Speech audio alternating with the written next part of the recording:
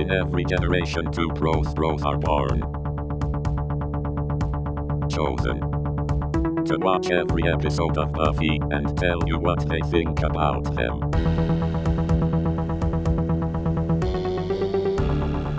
This is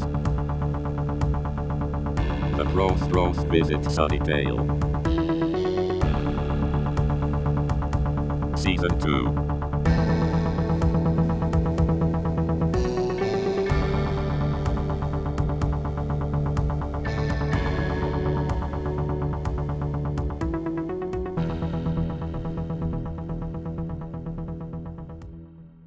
Hello and welcome to another edition of the Prose Bros Visit Sunnydale. I am Geoff. And I'm Eddie Cruz.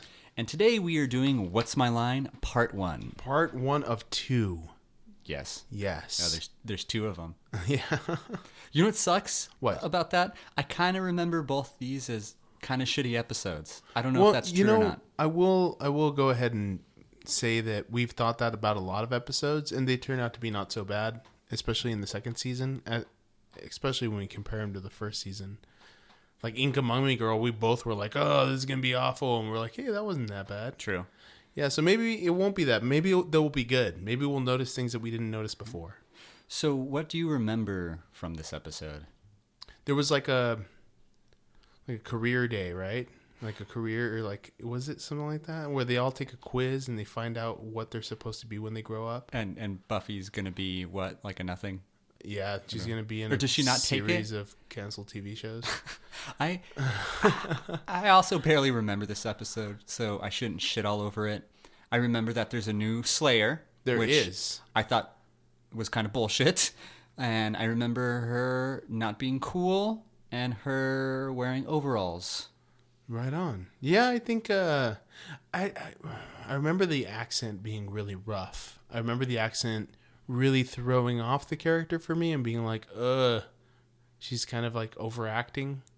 I thought it was a real one. Wasn't a real one? Really? If it's a real one, then I'm sorry. I do not fucking remember. I don't know. We'll come back to whether or not you think it's real at the end of this. Okay, definitely. So I do remember Kendra being like, you know how Buffy's like, I just want to be a teenager and have a real life. Kendra's all about being a slayer. That's the only thing. Yeah, well, I mean, she's like, she is a bred slayer. Yeah, that sounded weird. But she, like, was raised to be the slayer, as opposed to Buffy, who was raised as a normal teen and then thrown into the life. Into that life. She ain't about that life. No. But she is. She is. And Kendra doesn't know what childhood is like, and that's what she's going to learn through Buffy. So, Eddie, what was this episode about? Oh my God, so many things. I'm just joking, not really much. So it starts out and they're in the cafeteria doing an aptitude test. Do you remember doing any kind of test that would tell you like what you should go into? Not in school. I think that would be very, very counterproductive, like to like human development, right? Like it's just like, take this test. All right, you're a janitor. That's fucking horrible. Anyway, I could see it as like a path. If somebody doesn't know what they want to do, it's like, hey, maybe you should be interested in this. Does that mean that you should only put like positive things on there? Like, what if it's all like, you should, I don't know, maybe panhandle, or it's like, you should probably clean up cum for a living. Yeah, you should go work at the porn studio. Probably. Do they have all jobs on there? No. Did they give you? No. Okay, never mind. Anyway, so they're taking this test to find out what they're going to do. And Buffy gets upset because she's already predestined, right? She has to be the Slayer. No matter what she does on this test or what she answers, she's a Slayer. So she gets mad and kind of like was bitching about that. They have some banter between the Scoobies. Then you cut to Spike and Drusilla. And they have a vampire there that we're going to call Tobias Funke. Because he looks exactly like Tobias Funke. He's apparently trying to decrypt a book. Yeah, and we find out finally in this episode, several episodes back, when that on Buffy's off day, where that vampire came into the library and stole that book. The Barbie vampire. Yeah, and she basically was like, whatever. Yeah, whatever, it doesn't really matter. That's not going to come back to bite us in the ass. Yeah, we find out why through the help of Tobias Funke. You know, well, actually, not through the help of Tobias. He doesn't help at all. That is true. He was, and Drusilla's cards are ridiculous. So one thing about she's doing tarot, and that's actually where you find out she's like, oh no, there's a key, and she pulls out this card, and it doesn't have a key on it or anything. It has a crypt on it, and Spike points at the card and goes, "Is that where our key is?" And they cut to a crypt. I guess detailing that this tarot cards are like so in depth that they actually have a picture drawn on it of what you're trying to actually find. Sure, why not? That was ridiculous to me. Like even the fact that tarot's stupid anyway. Anyway, so they actually do cut to that crypt, and Buffy thwarts their efforts, right? Yeah. She beats up Tobias. Well, she startles Tobias, which Yeah. I think is funny. It's almost like a motif in this episode of Buffy startling vampires, which I think is pretty funny. Startles Tobias, and then some other random vampire comes out. Buffy fights him, and Tobias runs away. Yeah, so she kills that vampire, and then she's like, oh, why did the other one run away? And she goes back to Giles and tells him all this stuff, and he's like, oh my god, I'm so stupid. That's the book they stole from me, and I should have known all this, and I've been slacking it. Actually, before that, she goes home, and Angel's waiting for her in her room. Like a creep. Yeah, like a total creep, like a 265-year-old dude. Well, her mom is out of town, so they can do whatever the fuck they want. Yeah, you can just sneak into her house and like pick on her dolls and sniff her underwear and shit. Bad parents. Horrible, horrible parents. She says a really fucking stupid line in this though. She says, "You're the only freaky thing in my freaky life that still makes sense to me. I just get messed sometimes." And that really bothered me. Messed. I didn't hear it. We had to go back and rewind it. And then when I heard it, I was like, I'm not really comprehending. Who wrote this episode? Marty Noxon. Did she write it alone? I think she wrote it with another one, right? Another guy. Let me see. Howard Gordon and Marty Noxon. Marty Noxon's. Do you think that she picked that name? Or because her name's Martha, right? And she goes by Marty. Do you think she picked that name so she'd get more jobs because people would think she's a man? I have no idea. That's fucking... I'd like to ask her that.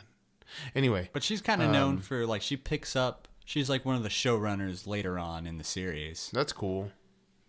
I mean, I don't want to say this is a bad episode. It's a slow episode. I think it is a bad episode. Right on. All right. So through this like romantic encounter where she calls him a freaky messed up and she's messed and he's freaky, she tells him that she's a skater. And like, I guess, did she show him a picture or something? She shows him a picture of her But like skating. ice skater, not skating, like not Tony like- Hawk, right? That'd be awesome. That'd be way better. And she's like, it was really hard growing up. And she's also like an English pip. She's got a pip accent. So I had to go to the skate park. She's like Jeff Raleigh, Yeah. grinding rails Yeah. with baggy pants. Hell yeah, Jinkos. No. No, she's a ice skater, ice figure skater, I guess you would say. Sure. So then they make a date. Oh, and randomly he knows where an ice skating ring is. He knows a lot of weird stuff in this episode. So in that scene, throughout this episode, Buffy is being a bitch. And she's to being... her friend. Well, it's one of those things whenever her Slayer destiny catches up with her, she always seems to completely overreact And lash out to her project out to her friends and- friends and the people around her that are a part of that life. I wish Giles at one point would have been all... But this is what being a teenager is, Buffy. Lashing out against growing up and what you should be doing. You are doing it right fucking now. Yeah. But that would take away from, I guess the metaphor of it all. But I don't know. He could have done that. He could have saved a couple episodes just with that line. Yeah. But yeah, she's being really mean to Angel. I guess really mean. She's fucking catty. Yeah, I guess. I mean, I don't know. I think she's being more mean to her friends than she is to Angel. So what do you think about the fact that now that Giles isn't pursuing Jenny, that all of a sudden Buffy has to totally train all the time again? Well, he's definitely He's burying himself in work, and by extension, now making it difficult for Buffy. Or not difficult, just ridiculous. He's like, now you have to do all this stuff because I'm actually going to be a good watcher again. There's a lot of scenes, it seems, back focusing on study and research and her training. That and Giles maybe is like, oh shit, I'm fucking angry. I'm not going to get laid anytime soon. I'm going to take it out on Buffy. That sounds really weird. And kind of Xander, too. Yeah. Like, shut the fuck up, Xander. Yeah, that was really, really harsh on Xander, man. Also, Giles got really intense about talking about the Turok gang. So, here's my thing is that I know that this is a continuated episode and the Turok assassins are going to continue. But at the end of the next episode, they just stop, right? I guess we'll find out whether or not Buffy figures out a way to stop them from coming at her. But he made a big deal about the fact that they would never ever stop, and no matter how many of them she killed, they would keep on coming till forever, or at least until the next. The music episode was super ominous and dark, and I don't know, man. It seemed like he maybe overplayed it a little bit. Maybe he's just overworked. Can I ask you a question? Uh-huh. Do you know what the whole 9 yards means? Because she brings that up about knowing what that is a reference to, and I have no idea. I thought it was, or I guess I've heard it's some sort of military reference. I don't know if it's like a machine gun or some sort of gun that uses a long string of rounds. That it's 9 yards. So when you're shooting it, when you go through everything, it's 9 yards long, the whole 9 yards. Right on. Reddit forums are good sources of information too. So I'll allow it. I could just be pulling that out of my ass, but it sounds okay. And yeah, so Buffy gets obviously upset about having to train so much, and she kind of takes it out, and she's kind of the biggest jerk to Giles. You know, her bitchiness really comes off as directed towards him, I think, the most. Well, he's the authority figure, yeah, so it makes sense. Absolutely. Just the fact that she never asked for this job as a Slayer, and now she's being criticized for it constantly. It's almost like, I don't know. Podcasting? Yeah, and then somebody telling we're you... We're destined to do this, and we will never get paid for it? Yeah, and then somebody will probably tell us why we're so bad at it. Be like, we didn't really ask you. You tell me how I should improve it as much as you want, but I'm doing this for free. And we're the only podcasters, right? So once we die, someone else comes in and they're predestined to podcast about Buffy. Yeah, about Buffy. Right. Except there's a bunch of other Buffy podcasts, so all right. No, but we say in our fucking intro. None of these other motherfuckers say. Yeah, we're chosen. In their intro. We're chosen. That they're chosen. We are chosen. We are chosen. The other ones are not chosen. Fucking bullshit. This is the chosen podcast. We're like the Jewish podcast. It's weird. That was a weird comment. It was. Chosen, or the Jewish people are the chosen people. No, the chosen ones. It makes sense. Yeah. It's awkward. Yeah. Makes sense. Saying because they're Jewish? No, the whole conversation is now awkward. I don't know why. I'm just saying facts. I wish I was Jewish because I like being chosen for stuff. So Spike is really pissed off that Buffy stopped to buy his Funke at the whatever that was. What was the crypt? The crypt, and he calls for the Order of Turok to come get her. Right? Yeah. And then Snyder is it's not overkill. It's what was it? Just the right amount of kill. Just the right amount of kill. Yeah, and apparently just enough Giles kill. Thinks it's like that. A lot of kill on that one. Tons of kill. They cut to Snyder being the biggest asshole I think I've ever seen him be.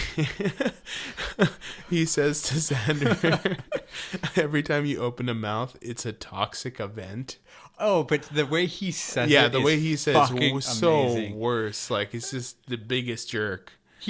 He's not in this episode a lot, but that one scene is fucking amazing. You get his absolute hatred for kids in general, but Xander gets so much of it, and he could give a shit about Xander. Yeah. But Buffy is his target, and has been, and will continue to be. So if he can say that against Xander, how do you think he feels about Buffy in general? Do you think he wakes up? Well, obviously he wants to kill her, right? No. No, it's the end goal. I mean, eventually he teams up with the mayor. He didn't team up with the mayor to kill her. He just kind of like haphazardly is in cahoots with him without really realizing it. I don't think he's in cahoots with the mayor ever, though. He just follows him blindly? Because at the graduation, he makes that big deal, like, this is my school, and the mayor eats him. Yeah. I don't think he's ever in cahoots. I think he's just... And that's the cool thing about Snyder. You think one day he's going to be, like, evil, like a demon, but he's just a piece of shit. Okay. Just a piece of shit. Like, he wakes up possibly thinking about, like, oh my god, I hate my life. Who can I shit all over? Buffy. And that's how I feel. All right. That makes sense. I thought that he was, like, giving orders top down is how I was, I guess, had seen it before. Oh, okay. Like, we're going to have to look out for that. Yeah. Let's keep an ojo abierto. So out of like nowhere, the cuts in this episode are what make it kind of awkward, because it feels like a series of things that aren't really related leading to somewhere, but it's not really fluid, and like they're cutting from one thing to another, and it seems like after they do that Snyder thing, Willow is picked up right away. Well, I guess it's written well, but she's picked up by the FBI and taken to another room. No, not the FBI. It was like a software company. Yeah, which is really weird. Well, no, I mean they establish it the first season that she's good with computers. Yeah, but I mean, why would they've been watching her for a while? Like that's, I mean, in the 90s that would be hard. Can I ask you this? I got the impression, and I don't know if it's right or not, that this whole aptitude test career day was just like a ruse to get Willow and Oz, because that doesn't matter. None of this matters. Can I ask you why they would do it in the first place if it was just eventually going to end up being them pulled into a room? Why not just pull them into a room? I don't know. It doesn't make a lot of sense to me one way or the other. I think it felt more like linear with the Invisible Girl, in my opinion. Like the Invisible Girl episode where she ends up going to like assassin school. And that's why you're saying it felt more like FBI sort of, but like it feels like that kind of vein, and they took it out of there. I don't know, man. And then it kind of feels like maybe the Initiative is where they ended up going with this. I just don't understand why they put it in there without using it later. I almost want to say it's poor writing that they keep showing Oz and Willow, which is starting to get kind of annoying at this point. Just put them together already. Mm-hmm. They're finding excuses for them to see each other, be put in the same situation, and it's kind of bullshit. I agree with you and disagree with you, because in my first watching, I think it was very successful in what it tried to do. I think it's upon rewatching that we realize how many times they did it. But the first time I saw it, it felt like a slow burn. You know, it was only like 3 episodes before they actually meet up, right? Yeah, and I think thinking back to it, watching these episodes week to week, it's different than... No, we're still watching it fucking week to week. Yeah, but you're watching it week to week having already seen it and knowing where it's going. You know what I mean? Like, not knowing where it's going, I think it's good to introduce Oz slowly. But especially since he doesn't say anything. But I have less issue with Cordelia and Xander getting together and that kind of slow burn than I do with Oz and Willow. Yeah. I don't know. Right on.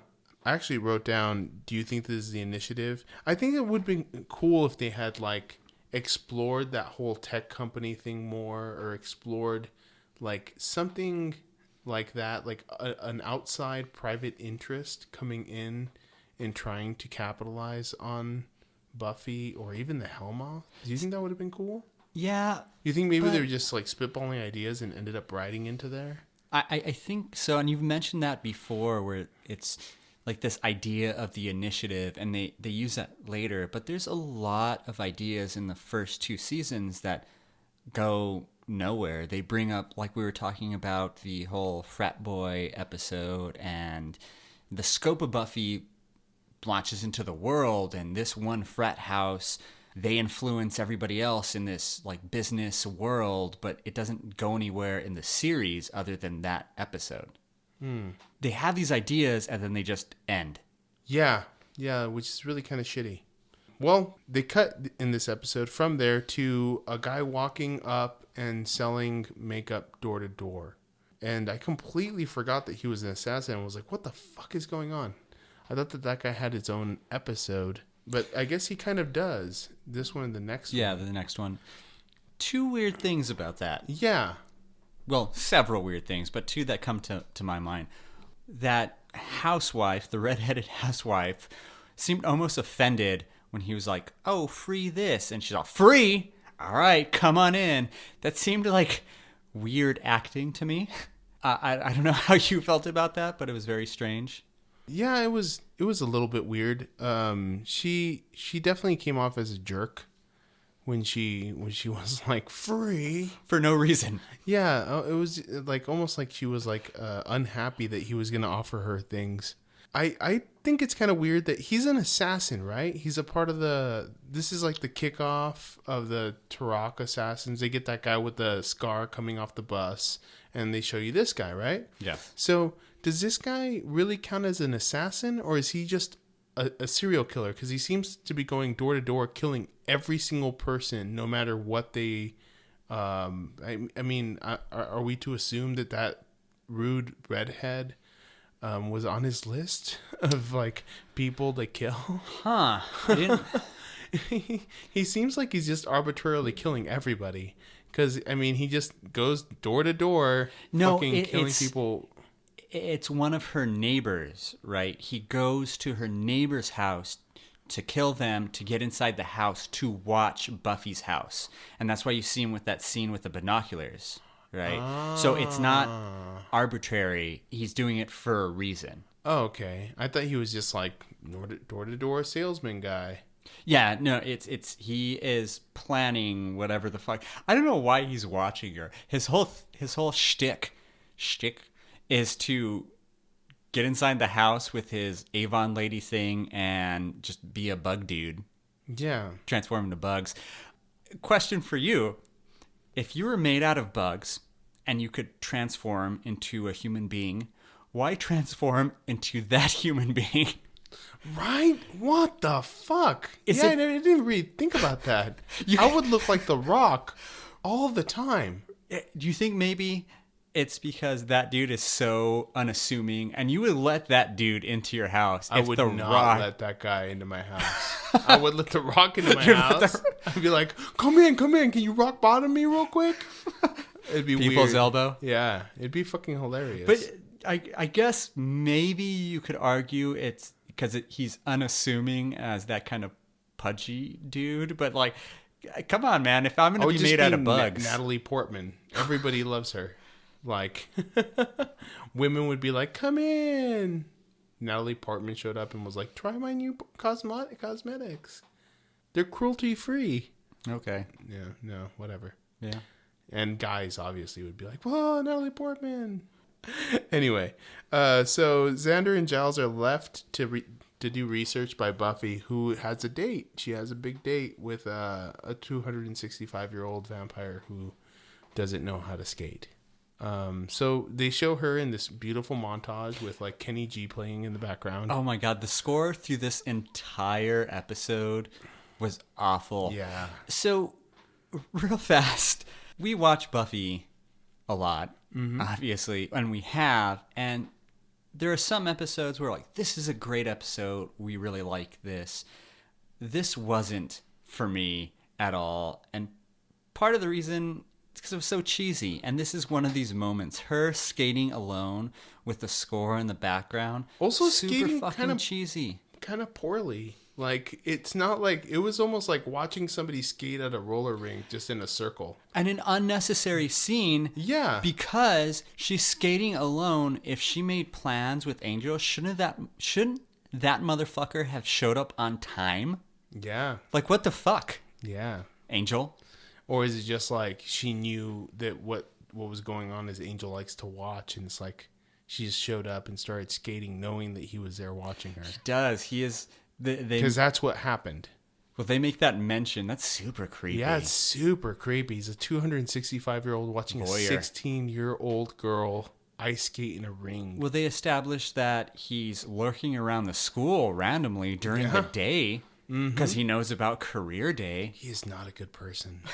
So then she gets attacked by the guy with the scar that got off the bus. And she kills him, right? With a skate. Oh, Yeah. He was a vampire? No, Okay, so he was just a guy? I don't think so because they make mention that some of these assassins are demons, vampires, what have you, but it has not been established. Straight up that slits that guy's throat. He could be. I think He that could could be a have human. been a human. Totally, he could be a human. Which makes the whole Buffy and Faith kill a guy thing like part 2. I want to say weird looking eye, Okay. demon. Okay. Because they have to have it that way to make everything else make sense in the series. Yeah, absolutely. Also, no blood. We can call that. We can attribute that to demon too. But I like Just throw that the in payoff of like her like skating around is that she can use her ice skates to slit somebody's throat. Also in that Double scene, axle to slit his throat. also in that scene, again, Angel, aside from the fact of being a voyeur and showing up late, he fights this dude and does a piss poor job. He has yet been able to actually save Buffy for anything. He sucks at fighting at this point. Yeah, he's done nothing to be a hero yet. So you go back to the library, and Xander makes a joke that Giles is really, really mean about, which I thought that was an awesome joke. Xander's bowling joke. What was it? It's the Blank of Turok, Clan of Turok or whatever, and he is like, oh, that's a great bowling league name, and then Giles is all like, Xander, stop it, that's enough. And then he makes one more, and he's like, seriously, dude, shut the fuck up. Giles is stressed and not getting laid. Yeah. Everybody's being really mean to each other in this episode. Yeah, absolutely. So that's when he says that they're never, ever going to stop. He's so messed up in the way he describes these guys and them coming after Buffy. He like describes them like that movie It Follows.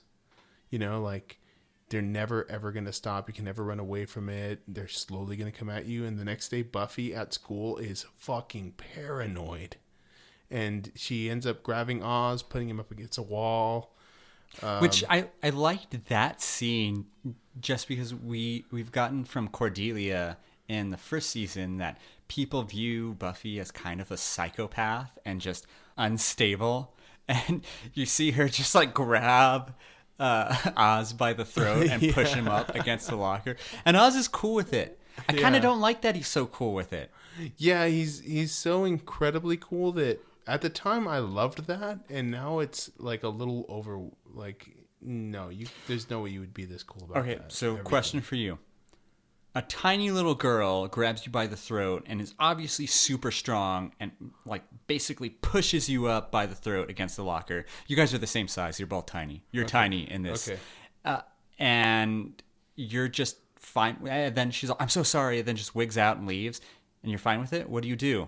What would you do? I guess I'd follow her and stab her with a pencil. No, I don't know.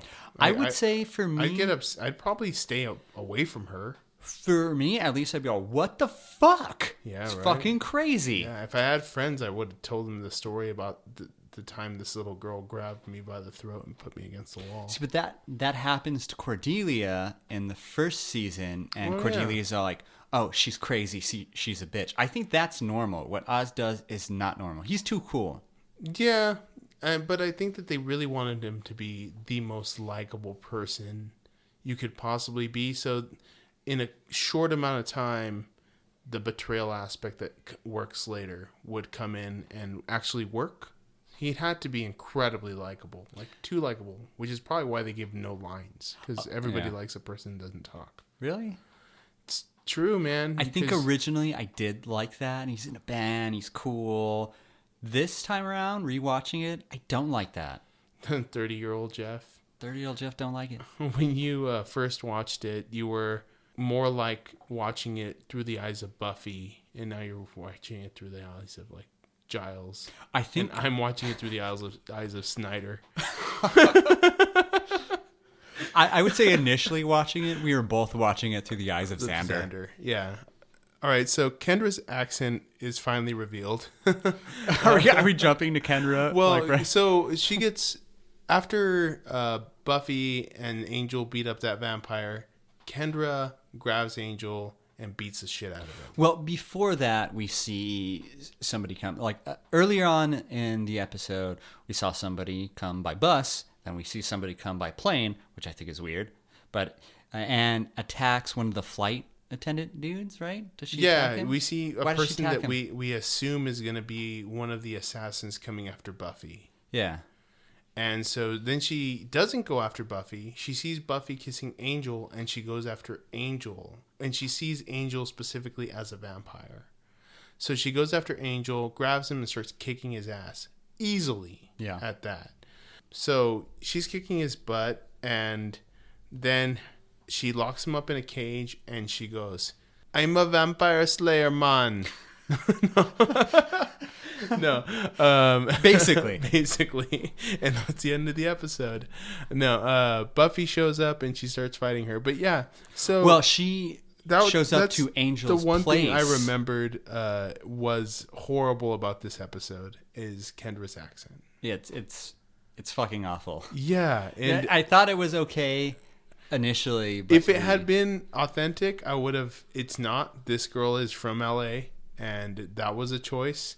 Do you think that maybe they killed off the character because nobody had the balls to tell her? Maybe she was like a studio exec's like daughter or something, and nobody had the balls to tell her that she's a really bad actress. And that like choice of Bob Marley was awful for the role. I think they wanted to have, and you see it with the theme for this episode in general, Buffy is rebelling at the fact that she just wants to be a teenager, which they do over and over again. It's kind of beat in our heads at this point. Mm-hmm. And we get another Slayer. So we don't get to really understand who Kendra is yet. That'll especially happen next in this episode, because in this episode the last thing you see is Buffy saving Angel from Kendra, and then Kendra saying, "I'm Kendra the Vampire Slayer." Boom. To be continued. Well, no, that happens. Buffy's asleep in Angel's place under the bronze, and Kendra goes and she's about to stab Buffy, and they fight there. Oh, okay. They don't save Angel. She doesn't save Angel. He's still locked up. Yeah. To be continued. So, man, I really didn't catch the that. last part of the episode is watch this better. I do a podcast on it. Yeah, probably. The last part of the episode is what I liked the most, with that cliffhanger ending. It's like, "Who are you?" "I'm Kendra, the Vampire Slayer, man." Oh, down by the beach, boy. Do you know Barbados Slim? Yeah, this is gonna be a thing. All right, well, that was the episode. What do you think? I didn't like it. No, did you think it would have been better if it had been? Well, I guess we should talk about this next time because we're gonna do the other half. But I wonder if it would have been better put into one episode, maybe cut out the fat, or do you think there was a lot of characterization going on here that we really needed? I don't think so. I think it would have been better off with just one.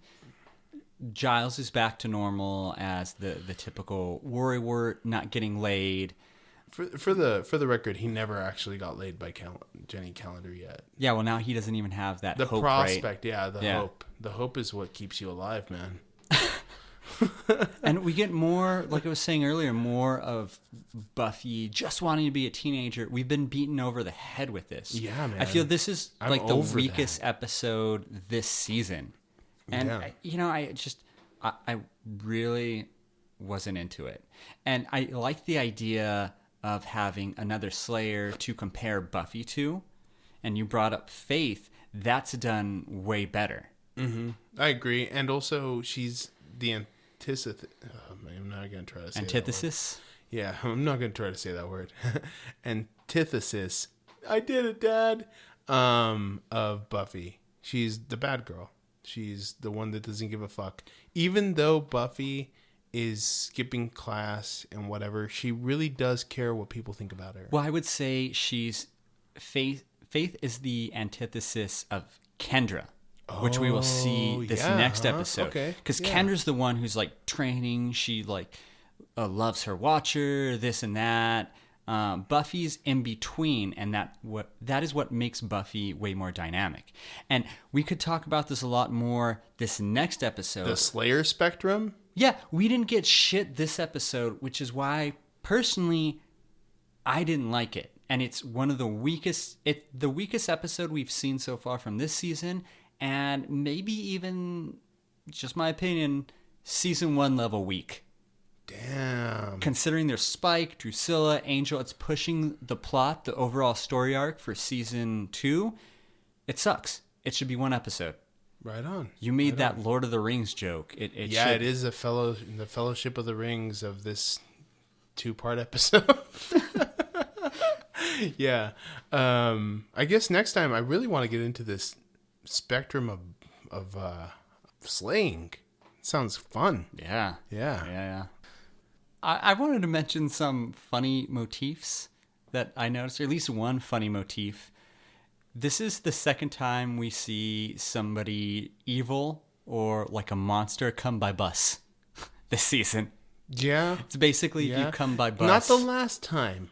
No, that's going to be a thing. Yeah, but bus is a major thing, yeah. If you fly in, like Kendra... Southwest didn't have those, like, light fares, man. And there was no Capital One Venture card. No, you couldn't get no points. Also, we talked a little bit about how dick everybody was this episode. Yeah, everybody was in a bad mood. Xander's comment to Cordelia when they were going to Buffy's house was fucked up. What did he say? I don't remember. Basically just calling her a whore. She makes this comment like... Oh yeah, it's like the worst one. It's like, what am I here just for transportations or a ride? Yeah. And he's like, that's just locker room talk. Xander's fucked up, man. Yeah, man. He compares her to public transportation. Everybody gets a ride kind of thing. Right? That's a premise of his joke. Yeah. God, yeah. And it's an ugly one. Everybody's really ugly to each other this episode. And I think that might be the writer's choice, just for everybody to attack everyone else. It feels really mean, and maybe that's why... A little out of place, too. It doesn't really fit with the episode. Like, there's no reason why everybody should be at odds with each other. Yeah, like it feels like there should be like some sort of spell or something. Notice that's why Willow didn't have a lot to do, because... that would be super out of place for Willow. You could get it from Cordy or Xander. Yeah, she doesn't ever dickitude. Yeah, no dickitude. No, she never participates in dickery. Hey, so how about them overalls on? Damn, dude. That just again reminded with me the of red overalls. It's like a Full House episode or a Family Matters episode. Just awesome. That was just great. I think that was a great choice. I guess they sell a lot of those in Barbados. I don't know. Well, that was on Willow. Kendra hasn't worn her overalls yet. I promise you she will. She had like Sinbad pants though. She looked like she's like, I'm from Jamaica, man, but I dress like I'm Indian. Got anything else to say? Or do you want to move on to the death counts? Find out who died this episode, man. Let's find out. Sloppy end. Yeah. So Buffy kills... There's 2 deaths. Mm-hmm. Buffy kills 1 vampire. It's the one protecting Tobias Funke. Cool. At the beginning. And we can argue this, but Buffy kills 1 demon, possibly. Possibly demon or a demon-affiliated human. I'm going to say demon just because it fucks with everything else. Yeah, I'm going to go with demon, fucks with too. Or at least bad. We're going to call that one a bad hombre. He's a bad hombre. He had that weird eye, dude. Jesus Christ. Weird eye. Weird eye guy. Weird eye Al. Yeah. Cool. I'm not going to end this on cool. Yeah. Hold on. Let me take a sip. No other deaths at all? No. I'm surprised. Are you? Yeah, it kind of felt like it felt like it dragged on. Like more people should have died. I want to be really hopeful for the next episode. Yeah, man. I didn't think that was that bad, though. All right. Well, for Geoff and Eddie, this is our sign off.